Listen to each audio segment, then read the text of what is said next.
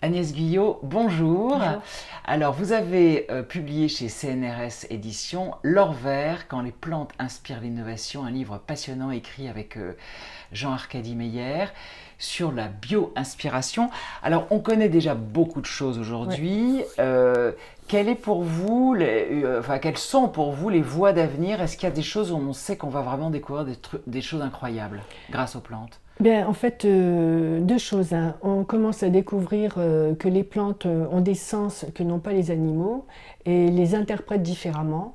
Donc là, il y a quand même une perspective assez faramineuse dans tout ce que l'on peut trouver peut-être de complémentaire, hein, à ce que nous apprennent les animaux, parce que voilà, il faut trouver le complément, hein. Il n'y a pas du tout de...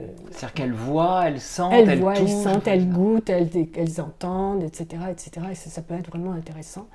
D'autre part, c'est le rapport au temps des plantes. Leur temps n'est pas du tout le même que le nôtre. Donc, elles ont des mouvements que nous découvrons quand on les voit en accéléré, mais notre œil nu ne peut pas les découvrir. Alors, pourquoi ont-elles ce rapport au temps qui est si différent du nôtre?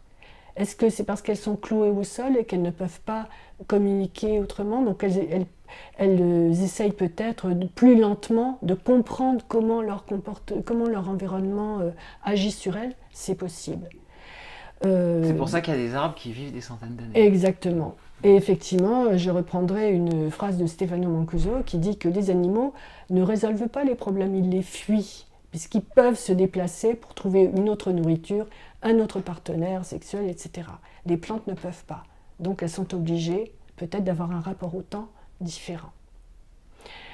Par ailleurs, les perspectives que l'on peut envisager, c'est toute l'informatique peut être bouleversée par le remplacement de nos produits, comme par exemple le silicium pour les ordinateurs, par des racines de plantes ou des pétales de rose et des choses comme ça, parce que des instituts comme celui qui s'appelle l'Institut de l'informatique non conventionnelle, qui est à Bristol et qui cherche vraiment des solutions innovantes, ont déjà commencé à faire un- une ébauche d'ordinateur, on va dire, avec une racine de laitue. Oh là là. Alors pourquoi est-ce que c'est absolument extraordinaire? C'est parce que il n'y a peut-être pas la vitesse de calcul qui est privilégiée, mais il y a la qualité du calcul et le fait que l'on peut envoyer à la décharge cet ordinateur qui sera complètement récupéré par la nature et peut-être faire un ordinateur qui est vraiment tout sec, hein, en pause, et puis le récupérer n'importe où, n'importe quand, en l'humidifiant un petit peu.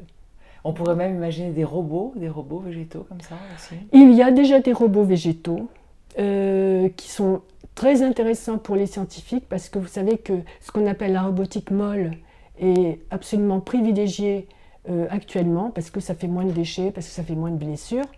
Et donc, il y a des systèmes de robots qui utilisent l'humidité pour se déplacer sans muscles, qui sont déjà à l'œuvre. Et on imagine qu'ils pourraient rentrer dans notre corps pour délivrer un médicament là où on en a besoin. Alors un dernier Mm. petit exemple avec des îles inspirées du nénuphar, c'est ça? Voilà, donc c'est un architecte qui s'appelle Vincent Calbeau qui présente des systèmes absolument extraordinaires, dont cette cité flottante qui s'appelle Lillipad et qui est, je crois, une feuille de nénuphar fois 200, il me semble, où il y a une ville qui peut accueillir 50 000 réfugiés climatiques, parce que c'est de ça dont il parle, et qui est complètement autarcique avec ses potagers, avec tout ce que vous imaginez pour pouvoir subvenir aux besoins de cette population. Et ces lilipads flotteraient au gré des courants dans le monde entier. Et donc les inondations seraient absolument complètement Éviter, enfin, évitées avec ce système. Et simplement, la question qu'on lui a posée concernant ces lilipads, mais à qui elles vont appartenir? À quel gouvernement? Et ben, il dit, écoutez, ça, c'est pas mon domaine, c'est à eux d'imaginer une telle propriété, mais je trouve que cette solution est absolument géniale. Donc c'est la plante qui est l'avenir de l'homme alors. Voilà.